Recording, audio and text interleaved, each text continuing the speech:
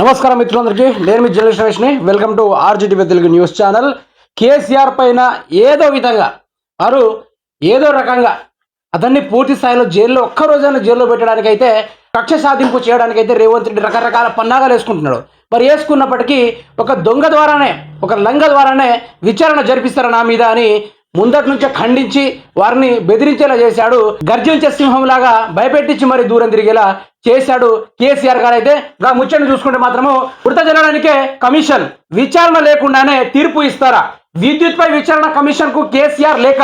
Justice నరసింహారెడ్డిపై తీవ్ర విమర్శలు. నిబంధనలపై అవగాహన లేదంటూ ఆగ్రహం.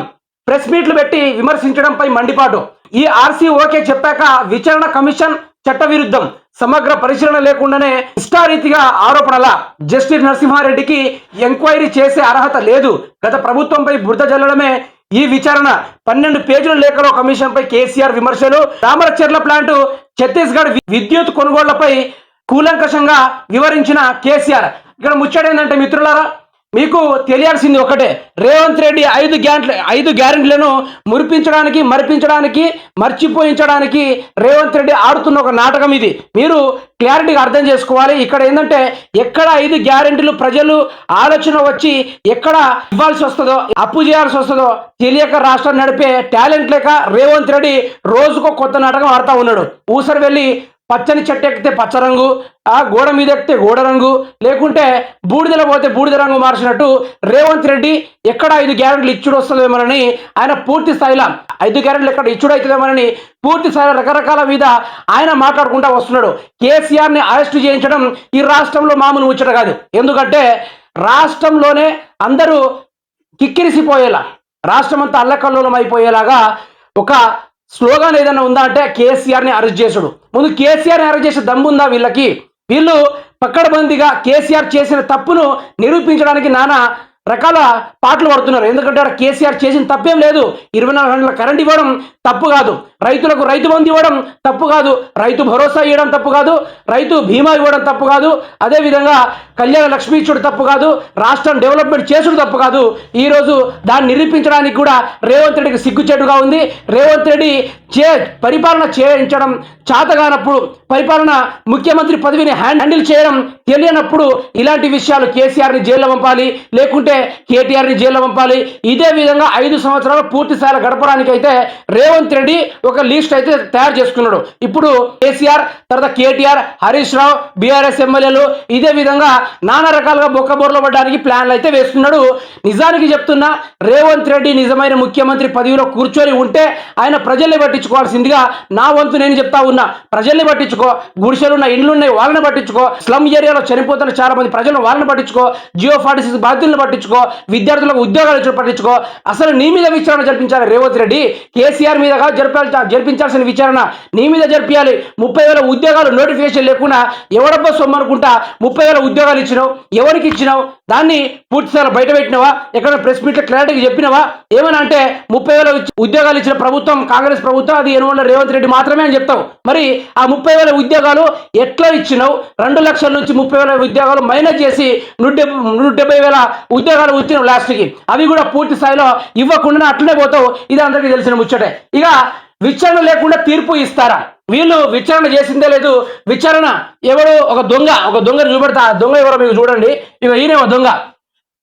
ఈ దొంగ కట విచారణ చేసే అధికారం ఇచ్చినాడు దొంగకి. ఓయి భూముల కబ్జాలో జస్టిస్ నరసింహారెడ్డి. అర్థమైందా?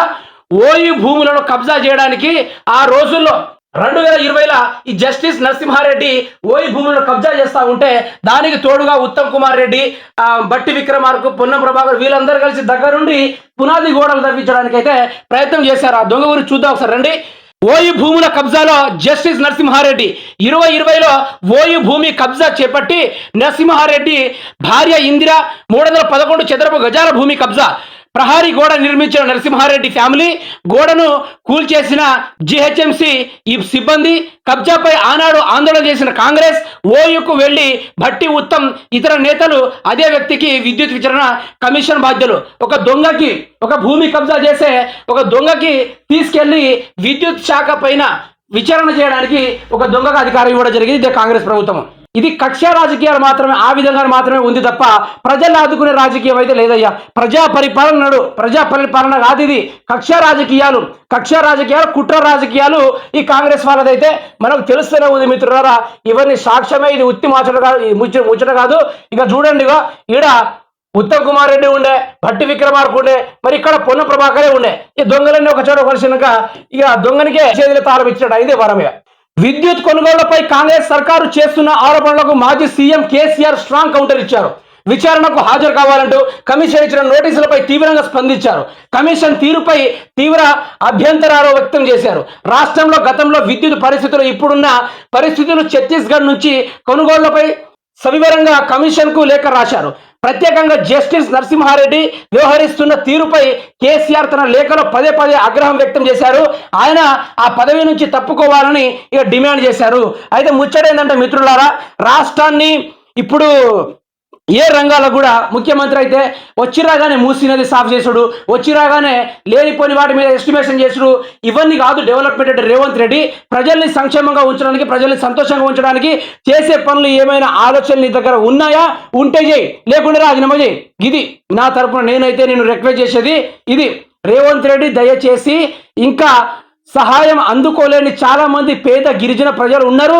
నీ కంటికి అవపడకుంటే నా మీడియా ద్వారా, నా ఛానల్ ద్వారా కెమెరా పట్టుకుని అడివాడి తిరిగి చూపిస్తా. వారిని నెరవేర్చడానికి అయితే ప్రయత్నం అయితే చెయ్యి. ఇక నా తరపున అయితే ఇదే వేడుకుంటున్నా. నీకు కుదిరితే చేయి, కుదిరికుంటే నా వీడియో చేసుకొని ఆ బాధితులు ఎక్కడున్నారో వాళ్ళ దగ్గరకు పోయి పూర్తి స్థాయిలో సహాయం చేయడానికి అయితే ప్రయత్నం చేయాలి.